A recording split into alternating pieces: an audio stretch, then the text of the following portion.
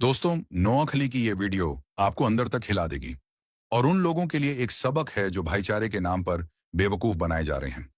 उस समय एक हिंदू ने जब आप बीती अपने भाई को लिखी, उसको सुन आप सोचने पर मजबूर हो जाएंगे। इतना ही नहीं, उस समय के एक कांग्रेस नेता के साथ क्या हुआ वो भी देखिए। जो नेता आज अपने आप को सोच रहे हैं कि वो तो सेकुलर हैं, बच जाएंगे, उनका क्या हाल होगा, वो उस समय के कांग्रेस नेता ने खुद बताया था। नोआखली के विभूति भूषण दास ने कलकत्ता में रहने वाले अपने बड़े भाई सुधांशु भूषण दास को एक पत्र लिखा था। इस दर्दनाक पत्र को अमृत बाजार पत्रिका ने वी ऑल हैव बिकम मुस्लिम शीर्षक से 19 अक्टूबर 1946 को प्रकाशित किया। इस पत्र को पढ़कर पूरा बंगाल हिल गया।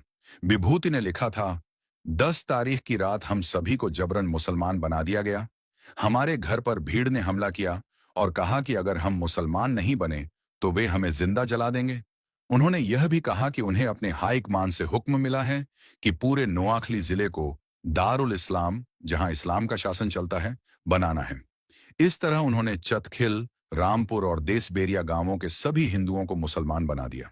कलकत्ता के नरसंहार में लोगों का कत्ल किया गया था, लेकिन नोआखली में योजना कुछ और थी।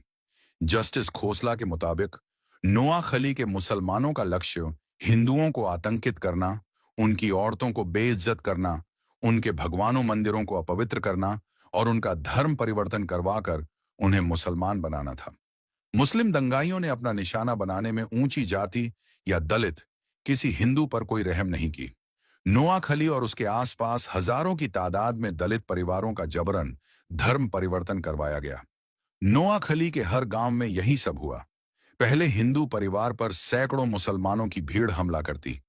परिवार के कुछ पुरुषों का कत्ल कर दिया जाता और जो बच जाते उन्हें उनकी औरतों और बच्चों के साथ मौलवी के पास ले जाया जाता। बंगाल के गवर्नर ने अपनी रिपोर्ट में लिखा, पहले हिंदुओं को कलमा पढ़वाया जाता और फिर गाय का मांस खिलाया जाता था।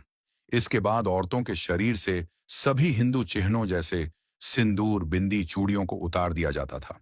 वहीं पुरुषों को लुंगी और जालीदार टोपी पहनने का हुक्म दिया जाता। इसके बाद हिंदू नामों के बदले इन्हें मुस्लिम नाम दिए जाते और उन्हें बाकायदा रजिस्टर में दर्ज किया जाता।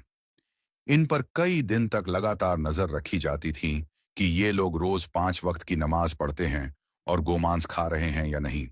यहां तक कि रोज एक मौलवी कई घंटों तक उन्हें कुरान और इस्लामी कानून की शिक्षा भी देता था। कांग्रेस के स्थानीय नेता हरेंद्र घोष के साथ यही हुआ। पहले तो उनका पूरा घर लूटा और जलाया गया, फिर उनके पूरे परिवार को कलमा पढ़वाकर मुसलमान बनाया गया। इसके बाद घोष से एक कागज पर हस्ताक्षर करवाए गए जिस पर लिखा था, मैंने दुनिया के सबसे महान धर्म इस्लाम की शरण में जाने का फैसला किया है।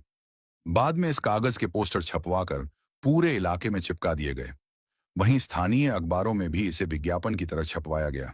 इसके बाद क्या हुआ, इसका वाकया खुद घोष लिखते हैं। मुझे पूरे 12 दिन रोज गाय के मांस के साथ चावल खिलाया गया। मुझे मस्जिद में हजारों मुसलमानों के सामने इस्लाम धर्म की महानता और उसकी संस्कृति पर भाषण देने को कहा गया। नोआखली का हर हिंदू अंदर से टूट जाए, इसके लिए उनके हाथों से गाय कटवाई जाती थी। हिंदुओं के आत्मसम्मान को ठेस पहुंचाने के लिए उनकी लड़कियों की शादी मुसलमानों से करवाई जा रही थी। इन जबरन शादियों का कोई नियम कायदा नहीं था। कभी हिंदू जमींदार की बेटी की शादी किसी मुस्लिम मल्लाह से कर दी जाती, तो कभी 14 साल की हिंदू लड़की का निकाह किसी 55 साल के बुढ़े के साथ कर दिया जाता। हिंदुओं के साथ जो हुआ उसको छुपाया गया और उस समय के बड़े बड़े नेताओं ने तो हिंदुओं को ही इसका जिम्मेदार ठहरा दिया था। इसीलिए उदघोष ने ये मुहिम चलाई है कि हर सच को आपके सामने रखा जाएगा। लेकिन दोस्तों, इसमें आपको हमारा यानी कि उद्घोष का साथ देना होगा। आपको हर भारतवासी तक ये सच पहुंचाने में हमारी मदद करनी होगी। आप हमारी वीडियो को पूरे भारत में शेयर करके हर भारतवासी तक पहुंचाइए। YouTube पर जाकर आप उद्घोष चैनल को सब्सक्राइब कीजिए ताकि हर जगह हम हर भारतीय को सच्चाई बता सकें।